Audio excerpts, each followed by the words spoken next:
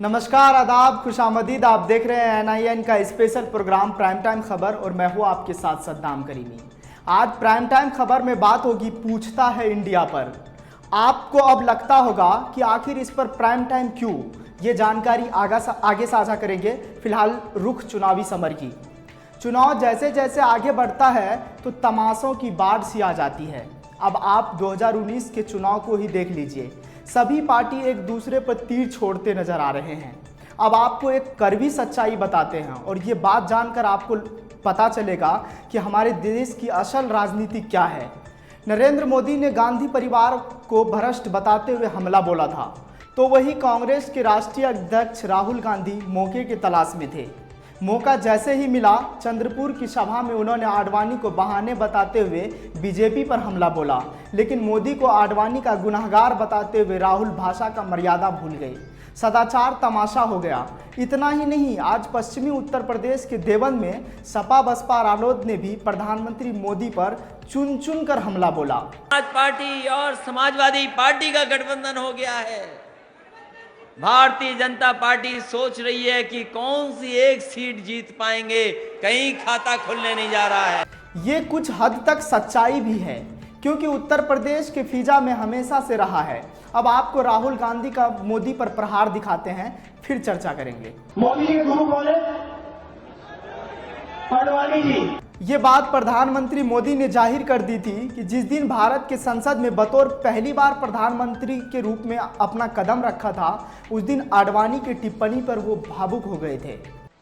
आडवाणी जी ने एक शब्द प्रयोग किया। मैं आडवाणी जी से प्रार्थना करता हूं कि वो शब्द उपयोग न करें। उन्होंने कहा, नरेंद्र भाई ने कृपा की। नरेंद्र मोदी फूट फूट कर रो पड़े थे, लेकिन 5 साल के बीजेपी के अंदरूनी राजनीतिक में आडवाणी ऊपर हाशिए पर जा चुके थे। उनसे यहां तक नहीं पूछा गया कि 2019 के लोकसभा चुनाव लड़ना चाहते हैं या नहीं, क्योंकि मोदी को बदला लेना था। वही राहुल गांधी ने भी राजनीतिक पासा पलट दिया और राहुल गांधी ने मोदी के लिए जो अल्फाज यूज किया, उसे सुनकर सभी दंग रह गए। चंद्रपुर की सभा में राहुल गांधी के भाषाई विलाप पतालगामी हो गया था। शिष्य गुरु के सामने हाथ भी नहीं जोड़ता, स्टेज से उठा के फेंक दिया नीचे गुरु को।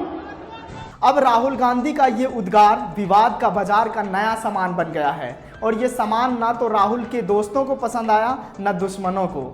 आडवाणी तो एक बहाना है और राहुल गांधी के लिए मोदी निशाना है।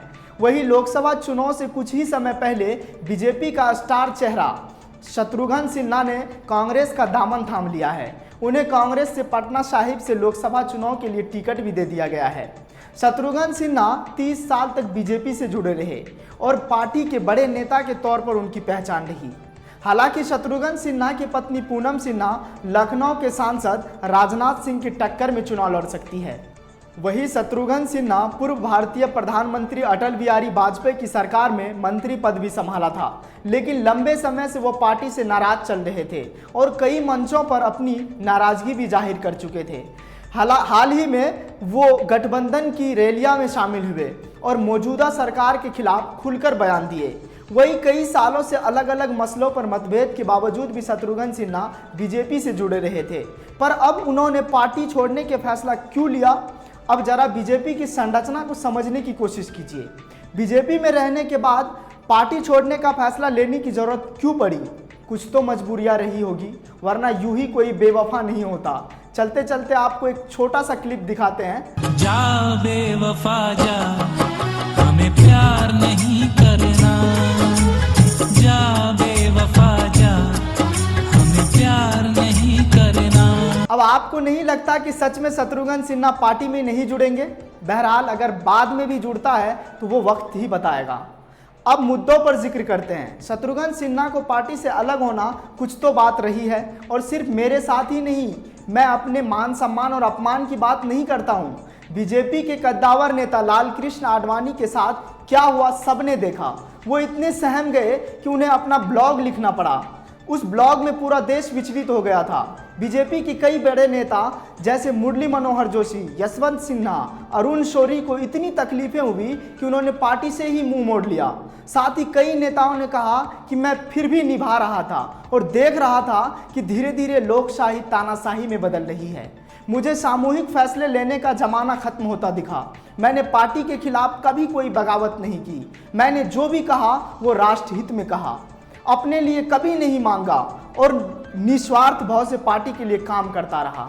ये तो बीजेपी में अंदर मची खलबली की बात है। अब जरा उस मुद्दों पर जिक्र करते हैं। क्या प्रधानमंत्री मोदी लालकृष्ण आडवाणी से बदला लिया है?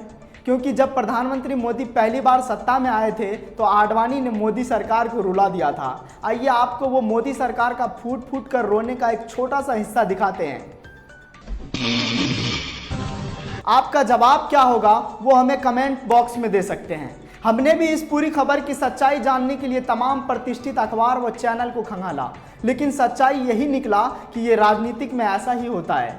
अब उत्तर प्रदेश की फिजा पर नजर डालते हैं। जिस तरह से आज गठबंधन ने पश्चिमी यूपी में आज चुनावी हुंकार भरा है और मोदी सरकार को जमकर कोसा है, इससे साफ जाहिर होता है कि गठबंधन का पलड़ा भारी दिख रहा है। वहीं उत्तर प्रदेश की राजनीति पर नेशनल इंडिया न्यूज की टीम भी चप्पे चप्पे पे कड़ी नजर बनाए हुए हैं। फिलहाल आप देख रहे थे NIN का स्पेशल प्रोग्राम प्राइम टाइम खबर। जय भारत। अगर आपने चैनल को सब्सक्राइब नहीं किया है तो प्लीज़ सब्सक्राइब कीजिए और ताज़ा अपडेट पाने के लिए बेल आइकन को दबाना ना भूलें।